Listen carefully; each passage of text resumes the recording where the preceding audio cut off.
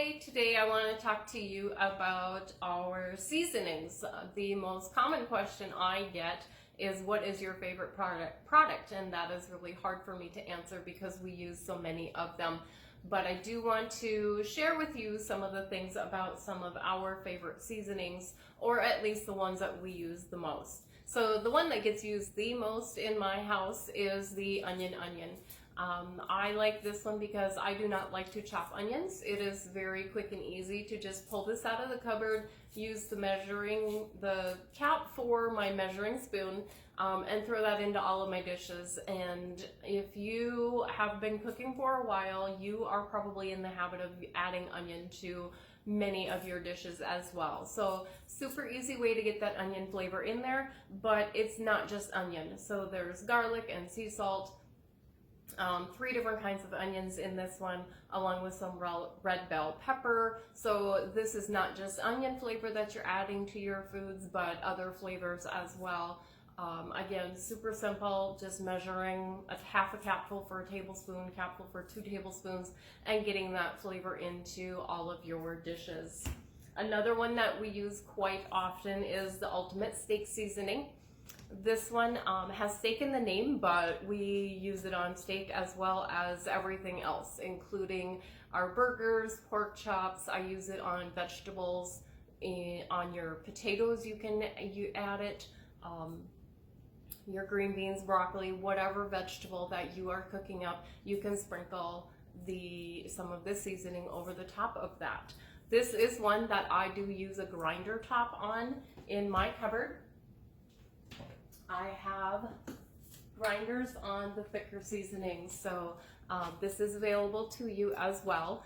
It grinds it up nicely. I just grind it and then take the lid off, and then you have a finer version of the seasoning. So I like to use that with the Ultimate Steak when we're using it more like on our vegetables and things. Using it on the steaks, we do use it more the full size to get that whole flavor in there. It does have a pepper flavor to it, so if you like black pepper, this one is definitely for you.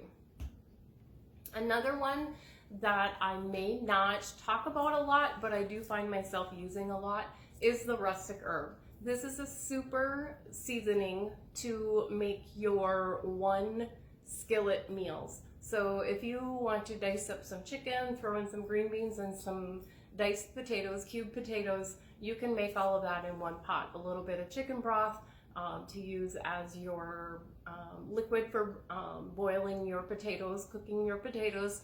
Just add a little bit of that in there, and then some seasoning, because the rustic herb is fantastic on poultry, fantastic on your vegetables. So those one skillet meals, this is a very good seasoning that you can use on those, and you can mix and match, mix it up, making whatever, using whatever ingredients you want in that.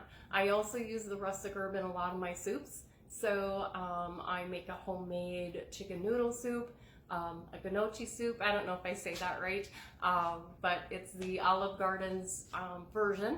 And I use this in place of the seasoning in that. So any place that a recipe calls for rosemary, thyme, sage, those types of herbs, I use the rustic herb in place of that, and I substitute it exactly as the recipe calls for. So if it calls for a half a teaspoon, I use a half a teaspoon of the rustic herb. If it's a combination of some of those herbs, I will just add it up and use half a teaspoon, 3/4 teaspoon, whatever that recipe is calling for. So that's an easy substitution. Rather than having all the fresh herbs on hand, I'm simply using the rustic herb. These 3 that I mentioned are all gluten-free ingredients, or no gluten ingredients. So different from gluten-free, we cannot label our seasonings as gluten-free because they are made in a facility where there is possible cross-contamination. So many of the seasonings are no gluten ingredients. We just cannot label them gluten-free. So if that is something that you are watching, you can feel good knowing that there aren't any ingredients in there. But if you are susceptible to the celiac or very, very sensitive to the gluten, you do want to watch for that. Another one that we use quite often, because every household, who does not prepare tacos on a regular basis? So I have many customers that have tried the mom's favorite taco seasoning and will not go back to packets. The flavor in this is so, so good, and so much easier to have this in the cupboard than multiple packets. So this is, like I said, very good flavor to it.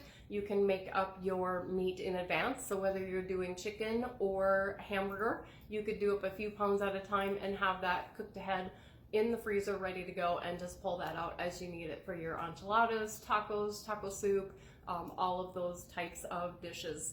This one does contain gluten. So that one is, it is a drawback for those of you that are watching the glutens, but for those of us that do not have to watch that, like I said, very flavorful, wonderful product, and this one has become super popular. Again, I have many customers that are going to the mom's favorite taco seasoning and not going back to using packets.